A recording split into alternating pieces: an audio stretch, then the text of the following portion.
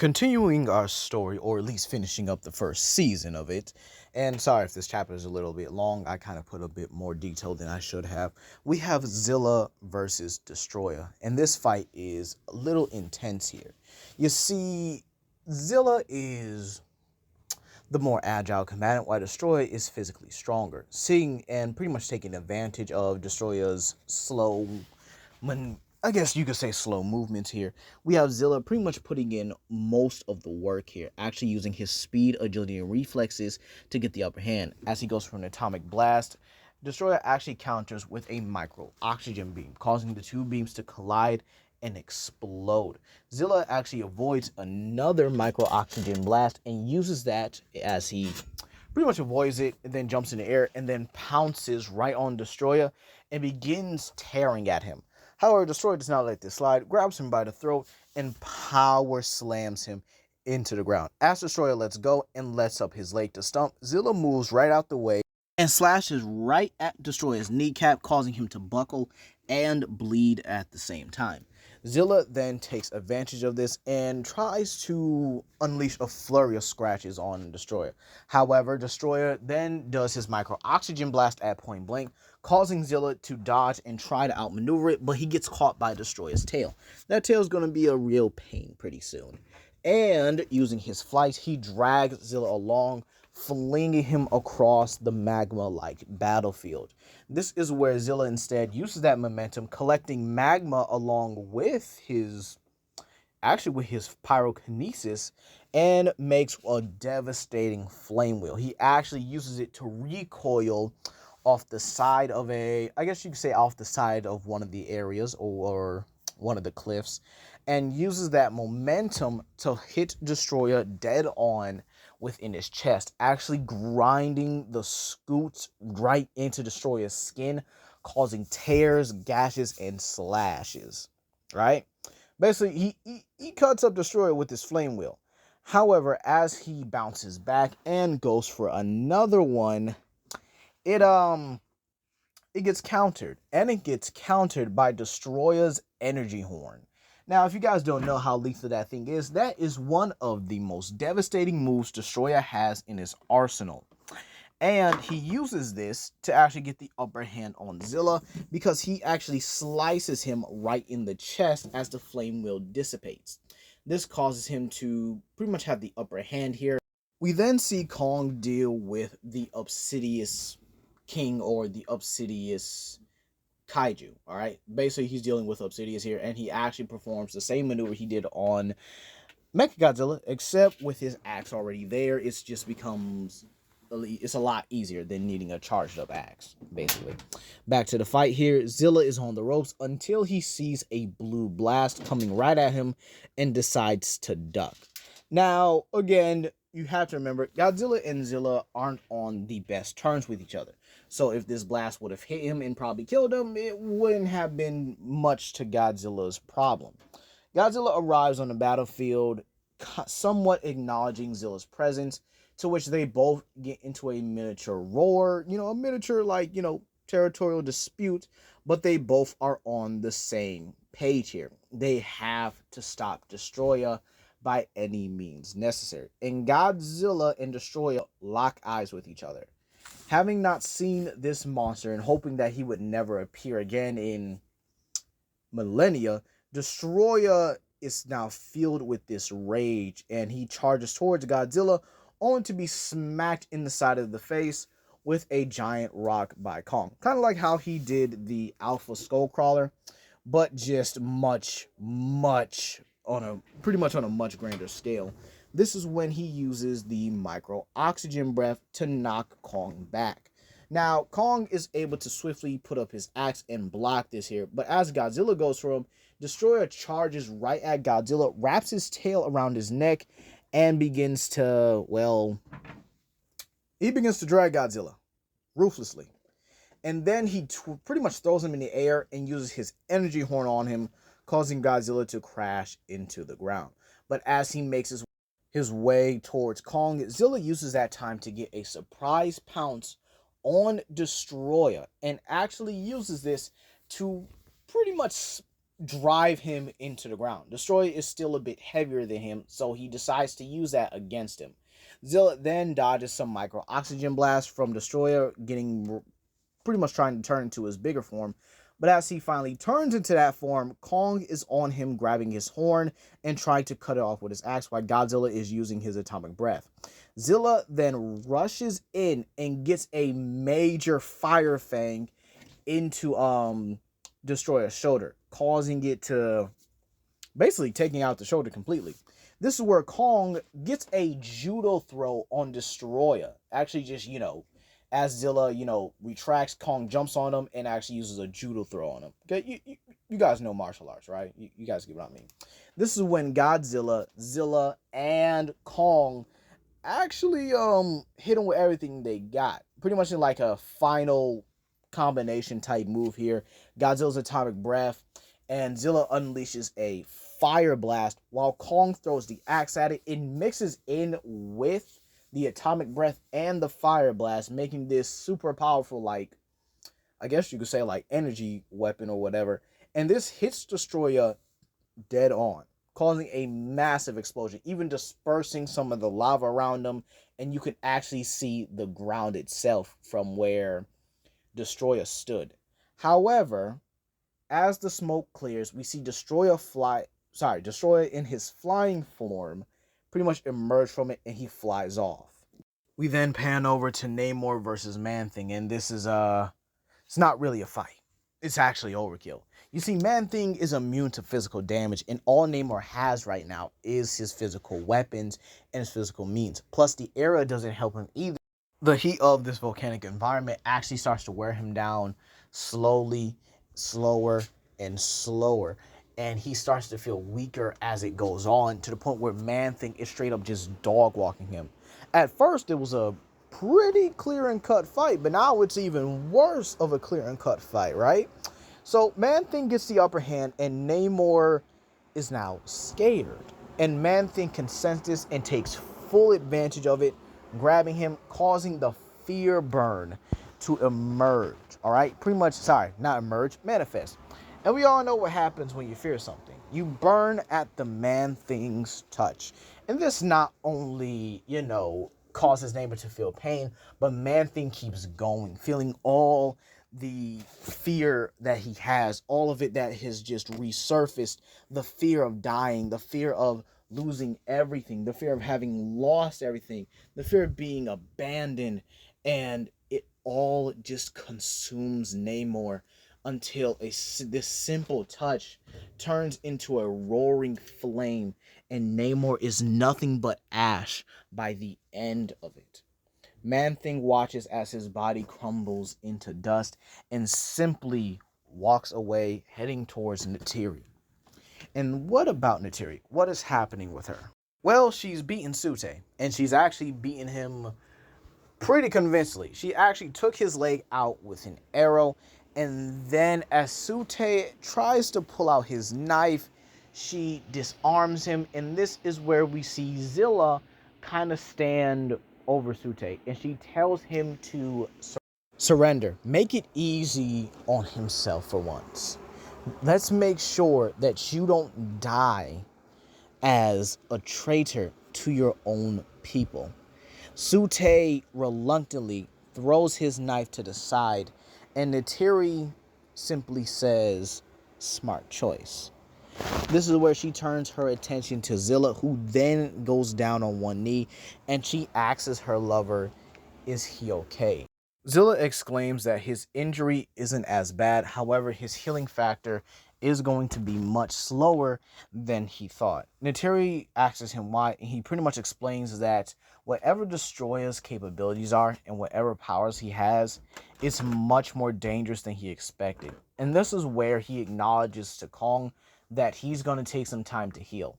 Kong, knowing that Destroyer is a problem, heads out with Godzilla in order to find and actually end this threat once and for all.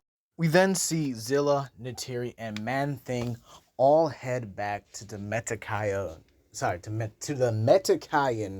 village, Maui. So the village is actually looking a bit more updated. Yes, it's actually more further into the water, but they actually have a bit more kaiju than expected here. Zilla immediately arrives and the people greet him, bowing to him and even offering him gifts, which he promptly rejects. And we see that as he goes into his human form, Toneri and Ronald actually run to him with a couple of other Navi. Even their children run toward Zilla and try to help him up and asking him how he received this injury. And this is when Ronald states that some type of weird and dark energy is pulsating through him. She can see it, or she can at least sense it. Sense it, saying that it's some type of corrupt energy that's pulsating through his body. However, his healing factor should be. This is when we actually see Zilla look into the distance and he sees Tiamat's, still a part of the Navi tribe, or this, or at least this tribe in general. And he asks them how, why. And despite the fact that they were able to let go of the Lizardons and, some of the other Titans, the Tiamets were the ones that they couldn't get rid of. They simply kept coming back over and over and over again until they eventually decided to keep them. Into which Zilla looks in shock as he walks over to pet some of the other teammates. However, collapses to one knee in anguish, in pain. And as both Natiri and Tassiri run over, Tassiri says that he's going to need medical attention.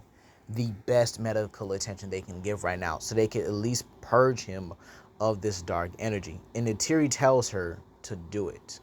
Zilla wakes up, his arms are bandaged. Let's say it takes an hour later to get this out, and his healing factor has taken full effect. However, his arm and his chest are still badly damaged from Destroyah's horn and the micro-oxygen blast. However, he sets out with work to do, and he heads into the jungle to where Man-Thing is keeping excuse me, where Man-Thing is keeping what's his name, Sute, prisoner here.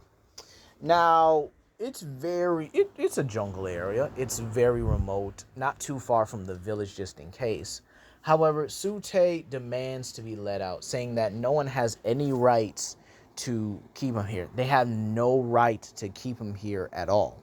This is where Man-Thing actually bursts out the wall and grabs Sute, dragging him towards the wall and begins wrapping these vines around him. He begins to honestly just wrap him up in these own vines until he's restrained by, well, these vines.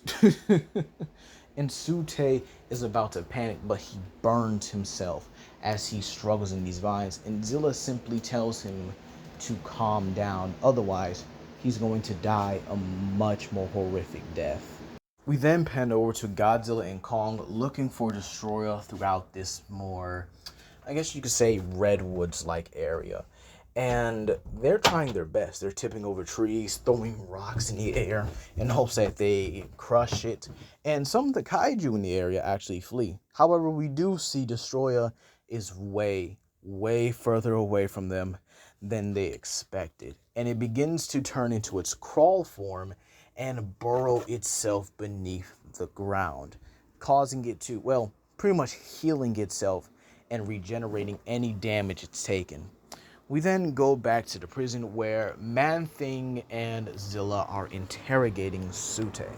And Zilla's toying with him, taunting him, and enjoying it even, to the point where Sute even asks him why is he doing this, and to which Zilla simply replies, "Why did you team up with Namor and betray your people?" Sute says he won't talk or tell him anything, but this is when Zilla starts to lose his patience and begins to increase his body heat, simply pointing a finger and driving it into Sute's shoulder, causing the skin to melt, the flesh, and then he touches bone, causing Sute immense pain, and then he decides that he'll finally talk.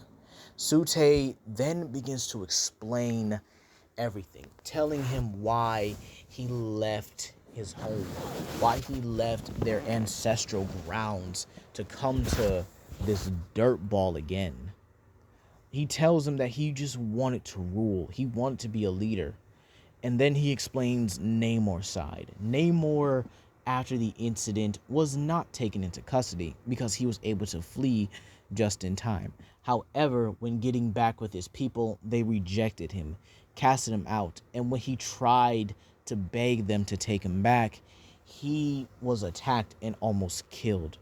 Namor would then swim the seas for quite some time and would be in deep trouble, as his presence was not welcomed by the Titans.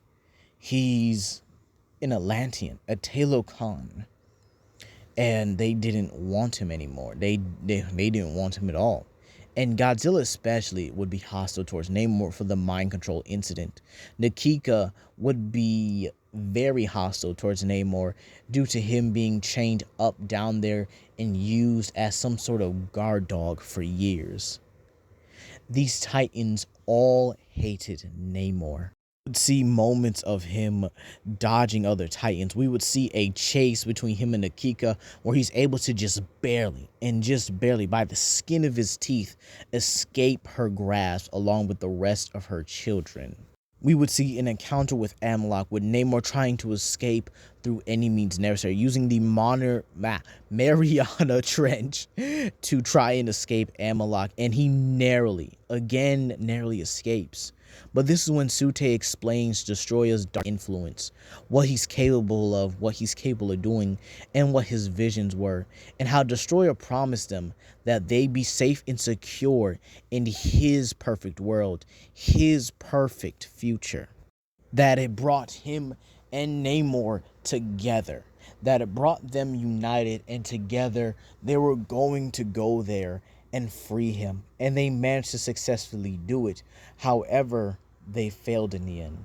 Man-Thing then begins to explain to Zilla through telepathy, or at least through monster language, that Destroyah is far more dangerous than anything, and that he had an encounter in the past with him.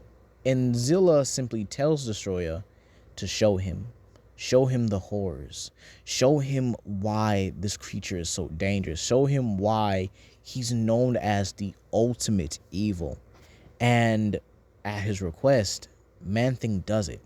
He shows the horror of what Destroyah caused. There was a ancient Titan war, a Titan apocalypse even, where all the Titans were afraid of him. Even those who served him were killed. It didn't matter who or what it was, whether it was the people who worshipped him or the Titans that served alongside him, he would kill them regardless. He's ruthless, he's tyrannical, and he would life wipe everything and everyone. However, he was stopped by the All-Father himself, Shimu. And this is where the vision would end. Zilla would actually be nervous. He would be scared almost, but he knows that it has to be done. He knows that this needs to end today. It ends now. Neytiri would actually come to, see him at this moment, and Neytiri can see that her lover is definitely off. He's scared, and she's never seen him like this. However, he reassures her with a kiss and tells her that he's going to end everything once and for all with this monster. Using Godzilla and Kong's scent, he immediately finds them, but they seem to both be defeated. Not dead as he checks their pulses, but they are defeated. And this is where he actually hears a monstrous laugh. You know, like the one from Godzilla Unleashed? Yeah, that one. And this is where he would see a Destroyah, much stronger than he was before, healed, and what seems to be some adaptations from both Godzilla and Kong. Remember, Destroyah can absorb DNA like in the original. And I would end this off with Zilla looking at Destroyah, pissed off and pulsating with a different kind of energy than usual. And that's why I would leave it off here, you guys. Please comment down below, like and subscribe and share with your friends. This chapter is almost done. We only have, I believe, 3 more left. So remember, comment, like, subscribe, share, and I love you guys. Peace.